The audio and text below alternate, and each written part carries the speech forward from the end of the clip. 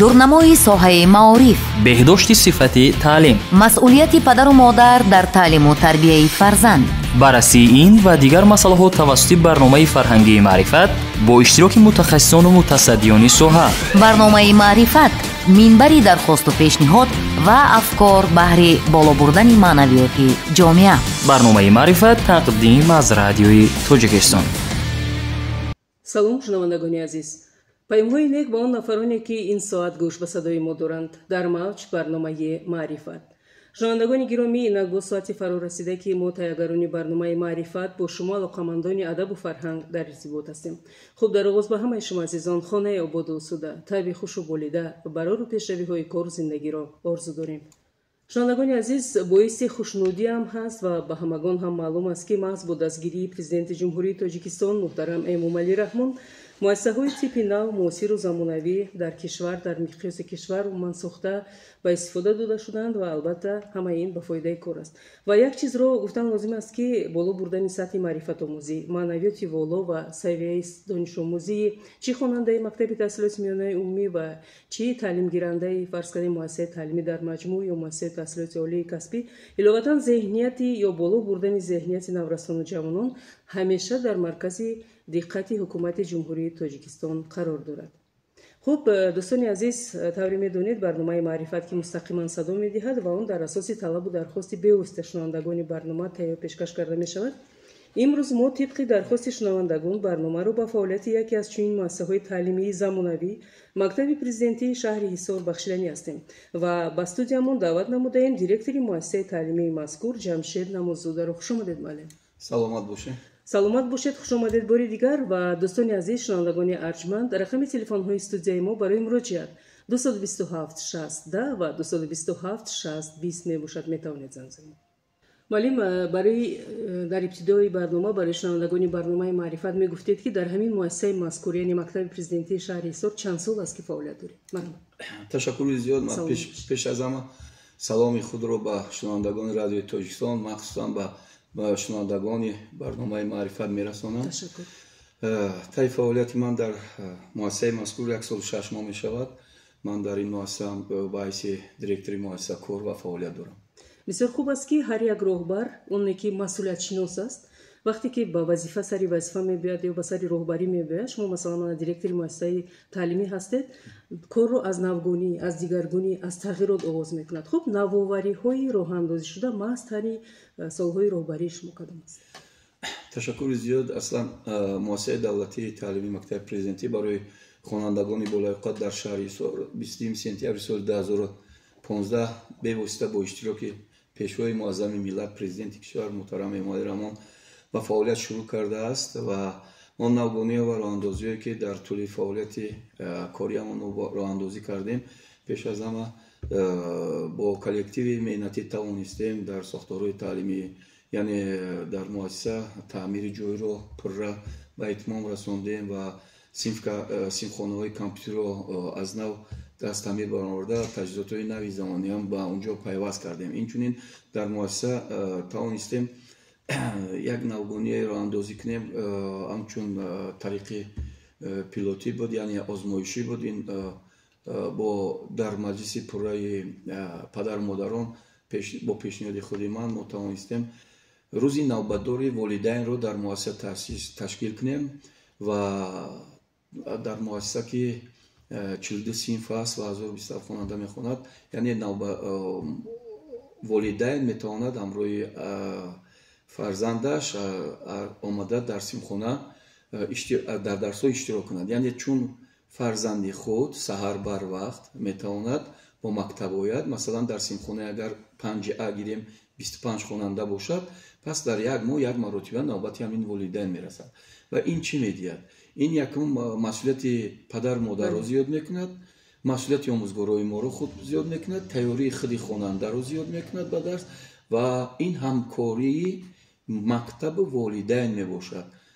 این یک نتیجه خوب داد. اکنون از سال نو خوانش این را از گروه صنف‌های 1 تا صنف 11 راه اندازی خواهیم کرد. این بسیار خوب است که رابطه پدر و مادر مستحکم میشد و بهتر و بیشتر به واسطه پدر و مادر خود والدین باخبر میشوند از حال فرض کردیم سواد آموزی، دانش آموزی، علم آموزی فرزندشون. بسیار کار خوب است که نتیجه خوب هم طوری گفته شده به بار میدهد.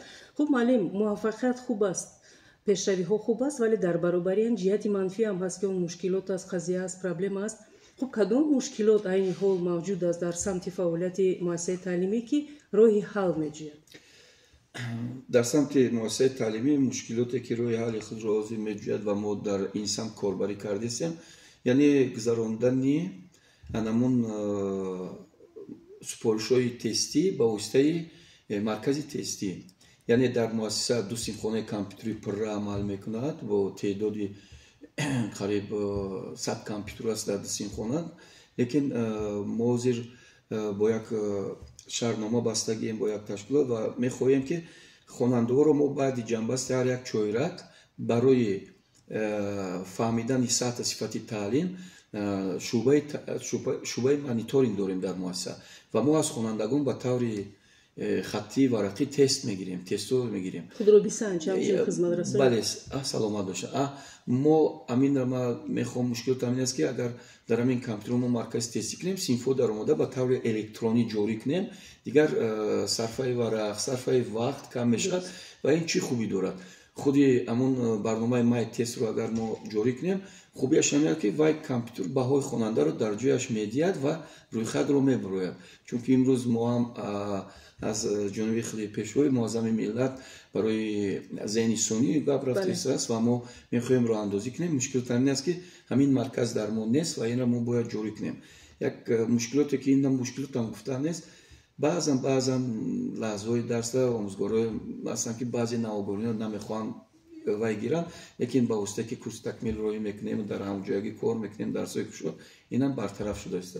این برای خوانندگان ما صنف‌های ختم کننده 9 و 11 هستن این خدمت؟ نه، ما این خدمت رسانی رایگان است. این اصلا ما صنف 2 تست را صنف 2 میگیریم، زیرا در صنف 1 هم بها گذاشته میشه و صنف 1 علاقه نو زینه اول تحصیلات است، لیکن از صنف 2 از روی همون برنامه‌ای که تعلیمی که در چویرک یکم چقدر برنامه را از خود میکند، تستو در شعبه مانیتورینگ ما تاسیس تشکیل کرده میشد، تستو با خواننده داده میشد میگیرد و نتیجهش در شورای آموزگاری بررسی کرده میشد و در مجلس پدر و مادران صنفی هم نتیجهش پر بررسی کرده میشد. این باز خوب است که خواننده علاقه از صنف‌های ابتدایی مصالح میگردد. تصور کنید که بعد از 8-9 سال ختم صنف 9 یا خود صنف 11 علاقه پورا تیار است، آماده است برای سپردن امتحانات طریق مرکز ملی تستی نزد پرزیدنت جمهوری تاجیکستان. بله سلام. بسیار خوب است. و اطرافی امور اگر ما با امور رو بریم در خود همین مکتب پرزیدنتی شهر ایسار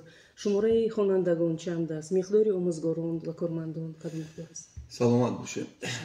سال خوانش 2024-25 در مؤسسه ما 1027 نفر خواننده و تحصیل فرا گرفته شده بودند که از اینها 777 نفرشون پسران و 249 نفرشون دخترها تشکیل میداد. در مجموع 42 صنفخانه بودند از صنف 1 تا 11 و با همین 1027 نفر خوانندگان 71 نفر آموزگاران صاحب تجربه درس میگیرند که از اینها 39 نفرشون زنها که 55.7% رو تشکیل میدهند و 32 نفرشون مردا 42.2% رو تشکیل میدهند. در سطح آموزگاران اگر گیریم 69 نفر آموزگاران ما دارای معلوماتی عالی میباشند، یعنی کسبیت میباشند و 2 نفر معلوماتی عالی نوپره یعنی تحصیلی اونا معلوماتی عالی داشتن که تحصیلی رویه پداگوگی رو خوانده ایستادن امسال ختم میکنن. درجه تخصصی آموزگارای ما باشد 46 نفر آموزگارای ما 64.7% آموزگارای ما دارای تخصصی عالی میباشند. 15 نفر آموزگارای ما دارای درجه تخصصی یکم میباشد که 21.1% رو تشکیل میدهد و همچنین 2 نفر آموزگارای ما دارای درجه تخصصی دوم میباشد. آموزگارای ما در مؤسسه ما آموزگارای داریم که صاحب جایزه پرزیدنتی 1 نفر میباشد کارمند شایسته 2 نفر میباشد، 5 نفر نامزد علم داتسیند در مؤسسه تعلیمی ما کار میکند، 27 نفر آموزگاران ما یعنی دارای علوچه معارفی و علم جمهوری تاجیکستان هستند. اینچنین در رابطه با برنامه учитель за рубежом که بین دولت‌های تاجیکستان و فدراسیون روسیه این برنامه سازی شده است و کاراندازی می‌شود. 4 آموزگار از دولت روسیه داریم که طبق این برنامه با ما شهرنامه دارند و همکاری میکنند. این آموزگاران البته آموزگاران فنای دقیق میباشند که در گروهی که در مؤسسه ما گروه صنف‌های روسی هم است، در این گروه صنف‌های روسی درس میگیرند. یعنی آنها با خوابگاه عموما مؤسسه تعلیمی تامین است برای آموزگاران؟ بله، در نزد مؤسسه تعلیمی ما 2 خوابگاه برای آموزگاران است. این خوابگاه بلندشونه که 72 حجره رو در بر میگیرد. همه آموزگاران تامین هستند و مخصوصا همه آموزگاران که از راه دور هستند اینا پورا تامین هستند. در خوابگاه خانه ها از 2 حجره تا 3 حجره است.